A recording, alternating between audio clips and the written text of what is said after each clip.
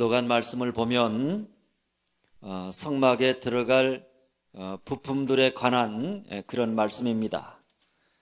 그런데 그 내용을 보면 출애굽기에 처음 나오는 내용이 아닙니다. 이미 출애굽기 25장에 보면 아주 상세하게 성막에 들어갈 부품들을 어떻게 만들어야 되는지 그것을 미리 다 말씀하셨습니다.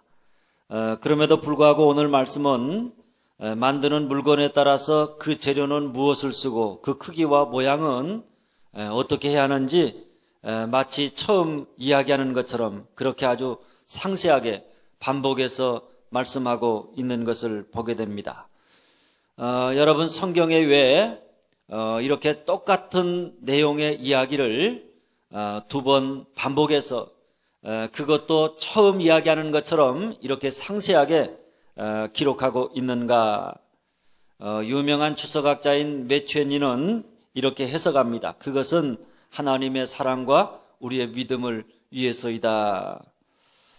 여러분 부모가 아이를 사랑하면 그저 아이에게 이렇게 하라 한 번만 이야기하고 그러면 아이가 그 말을 듣든지 듣지 않든지 상관하지 않는다. 그것은 불가능한 것입니다. 한 번 말한 다음에 그 아이가 그 말을 반드시 기억해서 그 말대로 행할 수 있도록 똑같은 말을 그 아이가 그것을 행할 때까지 반복하는 것이 부모의 마음입니다. 그래서 아이들이 부모의 말을 듣다가 많이 하는 말이 무슨 말인가 하면 잔소리 좀 그만하세요 하는 말입니다. 잔소리 좀 똑같은 이야기 좀 그만하라 하는 이야기입니다. 여러분 잔소리라고 하는 것은 똑같은 소리를 반복한다는 것입니다. 그런데 여러분 잔소리도 잘해야 하겠지만은 우리가 잔소리를 한다는 자체가 뭔가 하면 부모가 아이를 사랑한다는 표시입니다. 그러니까 오늘 성막에 들어갈 부품에 대해서 하나님이 똑같은 말을 반복하시는 것 역시도 어린아이와 같은 우리를 향한 하나님의 사랑의 표현이다 하는 사실을 알아야 하는 것입니다.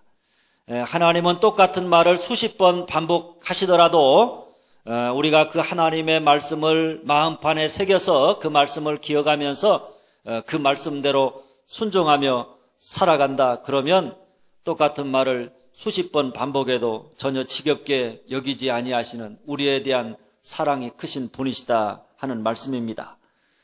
바울은 빌립보서 3장 1절에 이렇게 말합니다. 정말로 나의 형제들아 주 안에서 기뻐하라. 너희에게 같은 말을 쓰는 것이 내게는 수고로움이 없고 너희에게는 안전하니라. 같은 말을 쓴다. 똑같은 말을 반복해서 기록한다. 똑같은 말을 반복한다. 그런데 그것이 내게는 수고로움이 아니라는 것입니다. 내가 그렇게 말을 반복함으로 말미암아서 너희가 안전할 수 있다. 믿음 안에 굳게 선다. 세상의 유혹에 흔들리지 아니하고 믿음의 사람으로 우뚝 서 살아간다. 그러면 나는 그것으로 족하다. 이런 말입니다. 그렇습니다. 어머니는 아이에게 같은 말을 반복한다는 것을 수고로움으로 생각하지 않는 것입니다. 귀찮게 생각하지 않습니다. 오히려 우리가 두 번, 세 번 반복해서 하는 말이 아이의 마음에 새겨져서 자녀를 안전하게 한다. 그러면 그것으로 기뻐하며 행복해 하는 것입니다. 그뿐 아닙니다. 하나님이 반복해서 똑같은 말씀을 성경에 기록하고 말씀하시는 것은 우리의 믿음을 위해서라 하는 이야기입니다. 성막이 다 만들어졌다고 상상을 해봅니다. 그러면 여러분 성막이 다 만들어지면 그 성막 안에 지성소에는 아무나 들어갈 수가 없는 것입니다. 대제사장만이 들어갈 수 있는 것이 지성소입니다. 그러니까 어떤 면에 생각해 보면 성막이 다 만들어지면 성막 안에 있는 것이 무엇이 있는지 그 의미가 뭔지 쉽게 사람들이 그 안을 들어갈 수가 없기 때문에 다 잊어버리게 되는 것입니다. 그래서 하나님은 성막을 지으면서 백성들에게 아주 상세하게 마치 그것을 그림으로 그리듯이 그렇게 성막의 내부를 반복해서 말씀하심으로 말미암아 이스라엘 백성들 모두가 그저 성막에 들어간다 그러면 그 내부의 구조를 그냥 머릿속에 뻔히 다 알면서 저건 무엇 때문에 저건 무엇 때문에 저것은 이렇게 저렇게 그 모든 것을 다 상상하면서 그 안에 들어갈 수 있도록 만들었던 것입니다. 그래야 성막 안에 들어가서 성막 안에 있는 것 하나하나가 가져다 주는 영적인 의미, 그것을 통해서 하나님을 만나는 그 만남의 영적인 경험이 그들 가운데 풍성해질 수 있기 때문입니다. 그렇게 만들므로 말미암아 그들의 믿음을 도와주고자 그렇게 만들었다. 또 그 만들어진 것을 또 그렇게 반복해서 다시 한번 그들에게 명령하고 있다 하는 사실을 알아야 하는 것입니다. 그렇다면 여러분, 하나님이 이처럼 두 번 반복해서 기록한 성막의 부품들, 그 관한 말씀의 내용들은 어떤 것인가 하는 것입니다. 먼저 1절에서 9절 말씀입니다.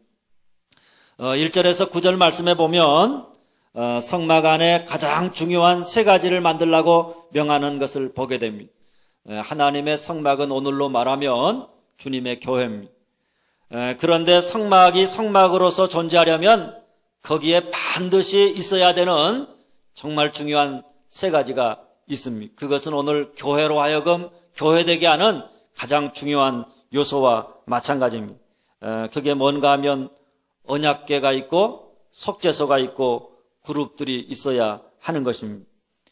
만일 이 세 가지 중에 하나가 없다 그러면 성막은 더 이상 성막으로서의 기능을 다할 수가 없고 성막으로서의 의미도 없는 것입니다. 그렇다면 여러분, 성막을 성막되게 하고 교회를 교회되게 하는 그 세 가지 의미가 뭐겠습니까? 첫째는 그룹들입니다. 7절, 9절 말씀입니다. 금으로 그룹 둘을 속죄소 양쪽에 쳐서 만들었을 때 그룹들이 그 날개를 높이 펴서 그 날개로 속죄소를 덮었으며 그 얼굴은 서로 대하여 속죄소를 향하였더라. 여러분, 그룹이라고 하는 것은 천사들을 이야기합니다. 그런데 그 그룹들이 속죄소를 덮었다고 하는 것은 하나님의 영광스러운 임재가 성막 안에 가득하다 하는 것을 보여주는 이야기입니다. 여러분, 하나님의 성막이라고 하는 것은 무엇보다도 거기에 하나님의 거룩하신 임재하심이 그 안에 있어야 성막이 성막으로서 의미가 있는 것입니다. 성막이 아무리 크고 또 아무리 훌륭하고 아무리 아름답게 지어져 있다고 할지라도 거기에 만약에 하나님의 영광스러운 임재하심이 없다, 그 가운데 하나님의 영광이 나타나지 않는다, 하나님의 거룩하신 임재하심이 없다, 그러면 그것은 더 이상 성막으로서의 의미가 없는 것입니다. 더 이상 하나님의 집이 아닌 것입니다. 아무리 우리가 기도를 잘하고 찬송을 잘 부르고 설교를 잘해도 거기에 만약에 하나님의 거룩하신 임재하심이 없다, 하나님의 임재하심이 없이 우리가 그저 기도하고 찬송하고 설교하고 하나님의 말씀을 듣는다, 그러면 여러분, 그 기도, 그 찬송, 그 설교, 그 예배는 아무런 의미가 없는 것입니다. 그래서 출애굽기 마지막 장인 출애굽기 40장 34절에 보면 성막 공사가 다 끝난 다음에 일어난 그 상황을 이렇게 설명합니다. 그때 구름이 회막을 덮고 주님의 영광이 성막에 가득 찼다. 구름이 회막을 덮고 주님의 영광이 성막에 가득 찼다. 여러분, 성막 곧 하나님의 교회를 구름이 덮었다. 하나님이 거기에 임재하셨다. 그리고 성막 안에는 하나님의 영광이 성막 안에 가득 찼다. 여러분, 이것이 성막의 성막으로서의 온전한 모습이요, 교회가 교회로서의 온전한 모습인 줄 믿으시기를 바랍니다. 오늘날 교회가 그저 사람들끼리 모인 세상적인 모임이나 그런 서클이 아닙니다. 교회는 자기 마음에 맞는 사람들끼리 모여서 우리끼리 함께 모여서 뭔가 해보자고, 그래서 만들어진 것이 교회가 아니라는 것입니다. 만일 거기에 하나님이 없다, 하나님의 거룩하신 임재하심이 없다, 그러면 교회는 더 이상 교회로서 의미가 없는 것입니다. 교회 안에서 이루어지는 모든 일들도 다 마찬가지입니다. 우리의 기도를 기도되게 하고, 우리가 부르는 찬송을 찬송되게 하고, 우리가 하는 설교를 설교되게 하고, 우리가 드리는 예배를 예배되게 하고, 우리가 교회를 위해 봉사하는 봉사를 봉사되게 하는 것은 다른 것이 아닙니다.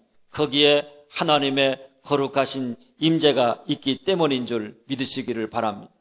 하나님의 거룩하신 임재하심이 없다, 성령의 기름 부으심이 없다. 하나님의 성령이 임재하셔서 역사하시는 것이 없다. 그러면 우리의 부르는 찬송, 우리가 드리는 기도, 선포되어지는 말씀, 우리가 드리는 예배, 봉사, 그 무엇도 다 아무런 의미가 없는 것입니다.